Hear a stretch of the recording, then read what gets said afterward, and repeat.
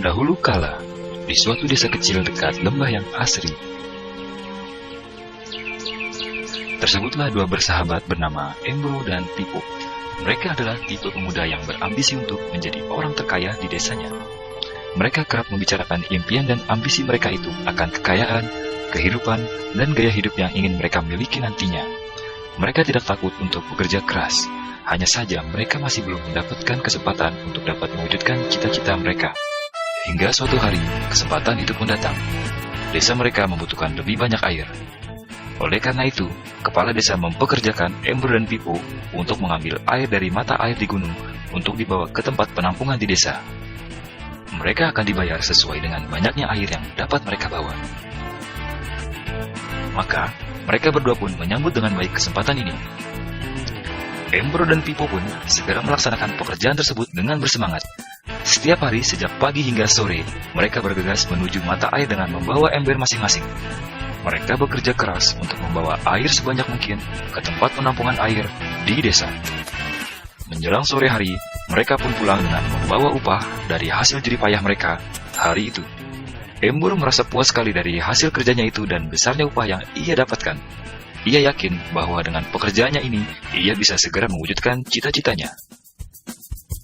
Lain halnya dengan Pipo, ia merasa tidak nyaman dengan cara yang mereka lakukan itu. Ia mencari cara yang lebih nyaman untuk mendapatkan lebih banyak uang. Suatu hari, Pipo mendapat sebuah gagasan. Ia berniat membangun sebuah saluran pipa untuk langsung mengalirkan air ke tempat penampungan di desanya, sehingga ia tidak perlu lagi membawa ember. Dengan antusias, Pipo pun menceritakan gagasannya ini kepada Embro dan mengajaknya bekerja sama. Tetapi, Embro tidak sependapat. Ia bahkan mentertawakan gagasan Pipo tersebut. Embro merasa dirinya mampu mendapatkan lebih banyak uang dengan cara lebih sering mengambil air dan menggunakan ember yang lebih besar. Dengan cara ini, Embro yakin penghasilannya akan meningkat. Pipo akhirnya memutuskan untuk mewujudkan sendiri gagasannya itu. Ia mengerti tidaklah mudah untuk membangun saluran pipa tersebut. Dibutuhkan beberapa tahun untuk menyelesaikan dan menikmati hasilnya. Namun, tekadnya telah bulat. Ia pun tetap bekerja keras mengangkat air dengan ember setiap hari seperti biasa.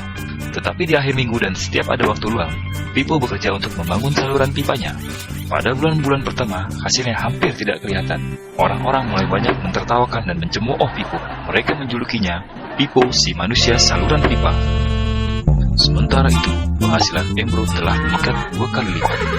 Ia sudah berhasil membeli hal-hal yang selama ini dia impikan. Gaya hidupnya pun sudah mulai berubah. Ia sering menghabiskan waktu dengan berfoya-foya sepulang kerja, menikmati hasil jerih payahnya mengangkat ember.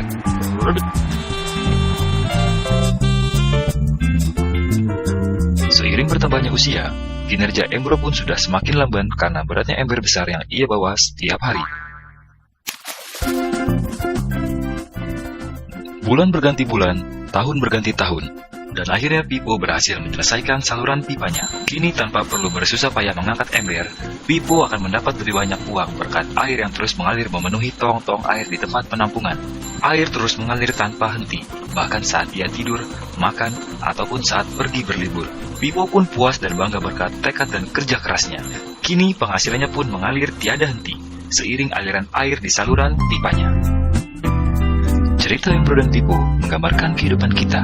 Pekerjaan yang dilakukan mereka melambangkan apa yang dilakukan banyak orang dalam mendapatkan penghasilan. Embro mendapatkan penghasilannya dengan menggunakan ember. Ia harus pulang pergi mengisi embernya untuk ditukarkan dengan uang. Untuk meningkatkan penghasilan, Embro lebih rajin pergi ke mata air dan juga memperbesar ukuran embernya.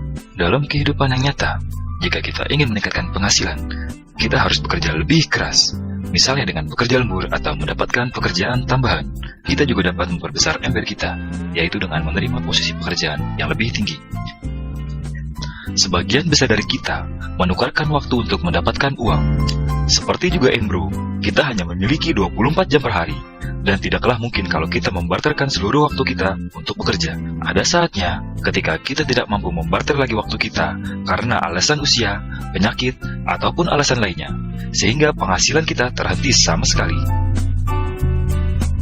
Tetapi coba perhatikan apa yang dilakukan Pipo. Secara bijaksana, Pipo tidak membatalkan seluruh waktunya hanya untuk mendapatkan penghasilan yang terbatas. Dia menggunakan sebagian waktu yang dimilikinya untuk membangun saluran pipa karena dia tahu saluran pipa ini akan mendatangkan penghasilan yang berkesinambungan tanpa ia harus membatalkan seluruh waktunya. Dia tahu bahwa suatu hari nanti, mungkin karena alasan usia atau kesehatan, dia tidak akan lagi dapat membatalkan waktunya dengan uang. Untuk mampu mewujudkan gagasannya, dia hanya perlu bekerja keras sekali saja dengan cara membangun saluran pipa. Setelah itu, maka penghasilan akan mengalir bagi Pipo. Pipo telah menunjukkan kepada kita bahwa untuk mendapatkan penghasilan, kita tidak harus selalu membarter waktu kita dengan uang. Ada cara lain yang lebih baik. Bagaimana dengan Anda? Apakah Anda masih seperti Embro yang membarterkan waktu Anda untuk mendapatkan penghasilan? Atau Anda ingin mengikuti jejak Pipo dengan mulai membangun saluran pipa untuk mendapatkan penghasilan yang berkesinambungan? Jika Anda tertarik dengan gagasan saluran pipa, hubungi orang yang meminjamkan Anda DVD ini, agar Anda bisa memulai membangun saluran pipa penghasilan Anda saat ini juga.